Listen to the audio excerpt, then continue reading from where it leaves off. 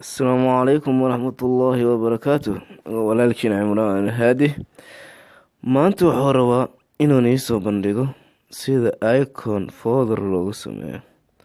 macnaha folderka sidaad ku qurxsan lahayd folderkan ujeedaan aan rabaa hadda inaan qurxiyo sidaad u wada jeedaan dhammaantiina. marka hore waxaan leeyahay right click, kadib waxaan ka dooranaa properties, kadibna waa kasaa customize-kaas click siinaya, kadibna change icon ka dalbanaya, kadibna iconada ujeedaan midkaan rabo aan ka dooranaya. adigana midkaa rabtaa ka dooran kartaa hadba midkaad isticmaaleysid, hadday picture ay tahay, hadday printer ay tahay, hadda macnaha studio isticmaaleysid sida cd oo kale, haddaad waxa isticmaaleysid internet cafe oo kale, internet kasta ku jira.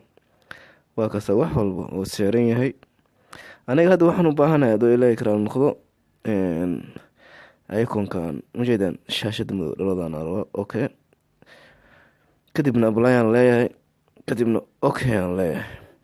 waa kasaa soo ujeedaan folderkeygu isbedeli kalarkaas oo yeeshay.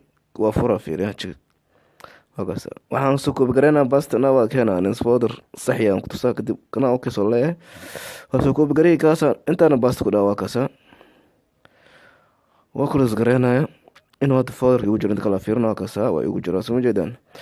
insha allahu tacaala casharadan casharooyinka badan aan jeclahay inaan niisoo bandhigo hadduu ilaahay